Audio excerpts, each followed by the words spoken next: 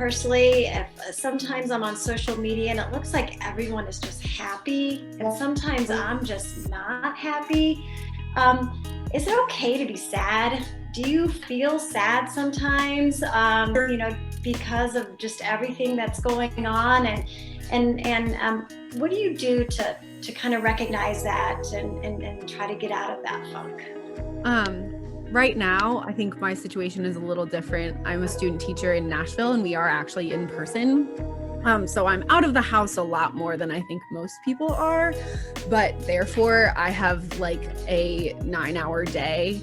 And like, besides getting sad and bogged down with like the news and the fact that we're a year into a pandemic and I miss my family and like a bunch of other things, it's also really overwhelming sometimes having so much going on. And I'm also about to graduate and there are all these things, but something that has really been pushing me through motivation wise and emotion wise is just like one step at a time. Like that can be one day at a time, one task at a time, one lesson at a time, like for me. So just really, chipping away at it. And for me, sometimes that is crossing things off my list, or it's just like the one thing for me is FaceTiming one of my family members. And that's my one thing. And I, don't have to check it off, and it, pours into my cup a little.